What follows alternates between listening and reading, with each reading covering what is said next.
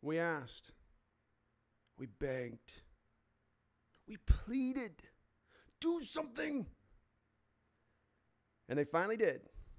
The Seattle Seahawks front office just pulled off the biggest trade of this administration's current 10-year history, and I, for one, couldn't be happier.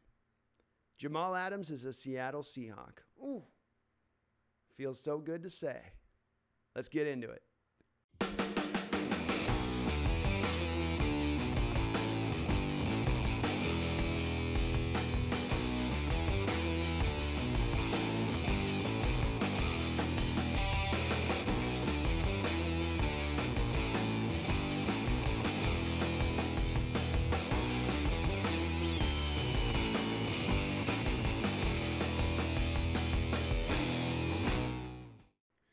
Whoa, Nelly.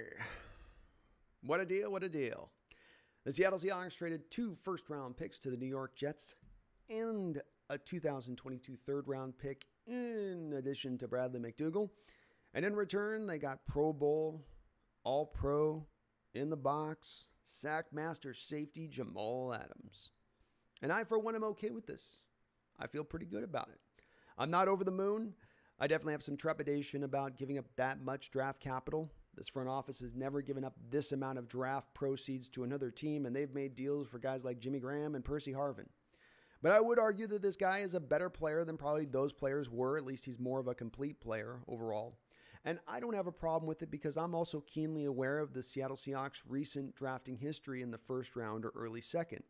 We've seen such gems come out of that draft like Jermaine Ifedi, who's now being moved to the guard position with the Chicago Bears on a veteran minimum deal.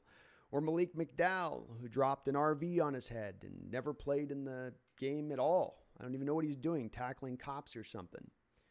And you got LJ Collier, last year's first-round pick, wasn't even able to get so much as a pressure last season, handful of tackles. Rashad Penny has averaged 30 yards a game throughout his career.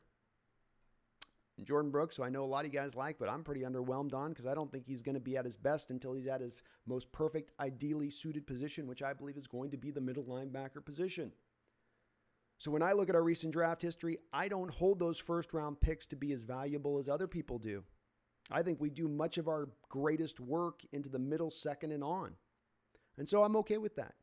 As well, I've also am considering the fact that we've had a team over the last couple of years that has been kind of reinvigorated a bit. We've got young guys who should come along and should develop some, who should be able to give us some depth and not have that need to get more first-rounders in there like we've needed recently since the Legion of Boom era as things have been depleted. You're getting a good player here.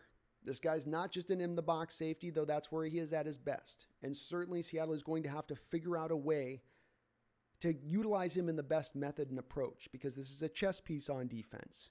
This is not a guy that you put at a free safety position and then just say, okay, just cover center field, take away the deep ball, that's all. No, you need to utilize him and put him in mismatches.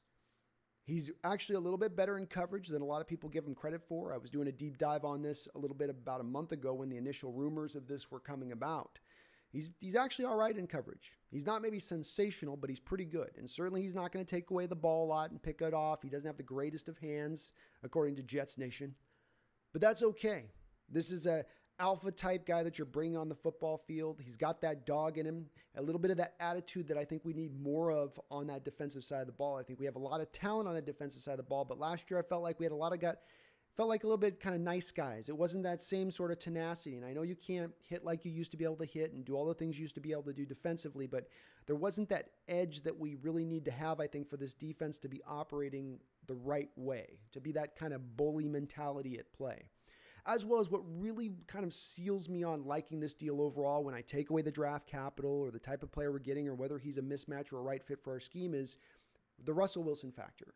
I have been pleading with this front office throughout this offseason to go for it, to take advantage of Russell Wilson's prime. We're sitting in the middle of that window. We're not in the beginning of it. We're not at the end of it. We're right in the middle of it.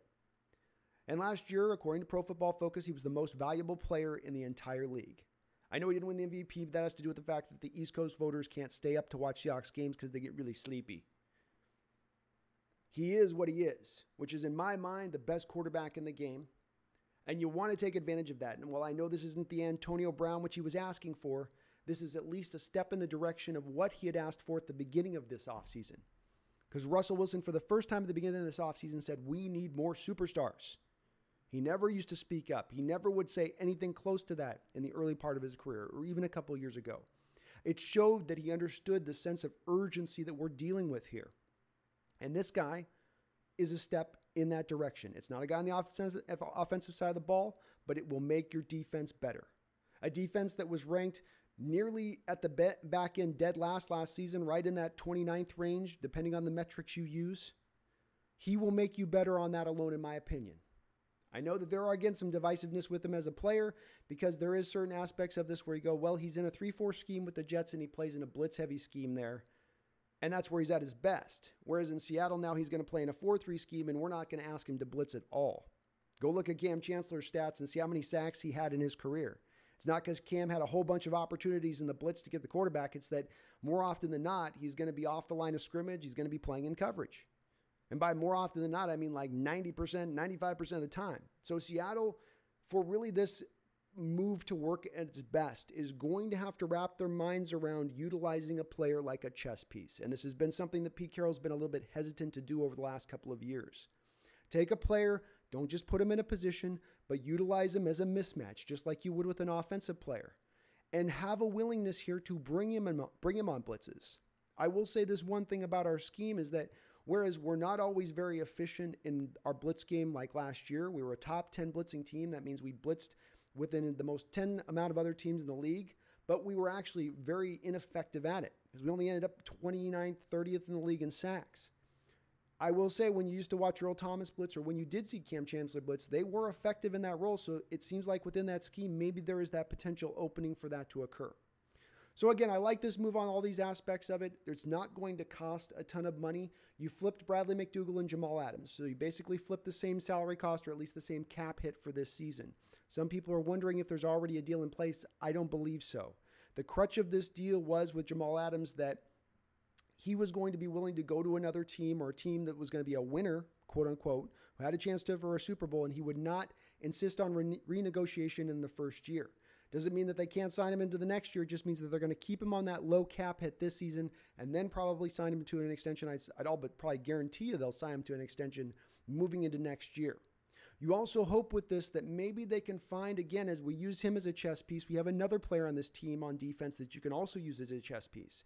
That's one Marquis Blair, the second round strong safety that we got last year, who also can probably play some free safety. And if I was to say, I think long term, they're looking at him maybe as the free safety as the future in that role that he'll play. But you hope with him and with Jamal Adams, both of these two guys that got that same kind of dog in them, find ways to maybe get both of these guys on the football field at the same time. I've always been intrigued by the thought or the possibility of the three safety look. I know you never see it in football. This is layman stuff. I'm sure coaches would be slapping me in the face right now for having brought this up, but I still always come back to the thought that with these pass-happy offenses, it just seems like the natural evolution of the game would be to almost remove one linebacker out and then have it be an extra safety who could both play the run and coverage equally well.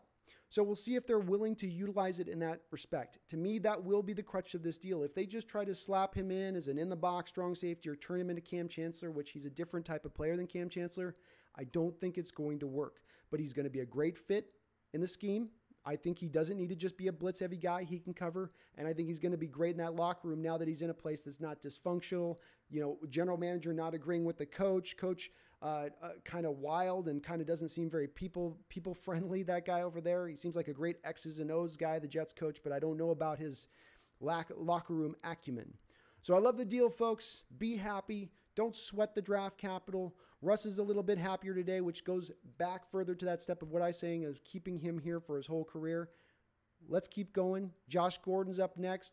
This doesn't preclude us from still going out and getting Clowney or even Snacks Harrison. I know everybody goes, well, we only got 5 or 6 million right now. No. You've got 4 guys, Brandon Jackson, Joey Hunt, David Moore, and Jacob Hollister. You could clear out about, I don't know, maybe around $10 million with those guys. I'm going roughly off the top of my head, in addition to the cap space you already have. So you still have a room here to do just a little bit more now. And don't be surprised if we don't see something else. I hope so. You bring in Clowney, you bring in Snacks, you add that with Jamal Adams. Oh my God. I'm excited to be a Seattle Seahawks. I'm happy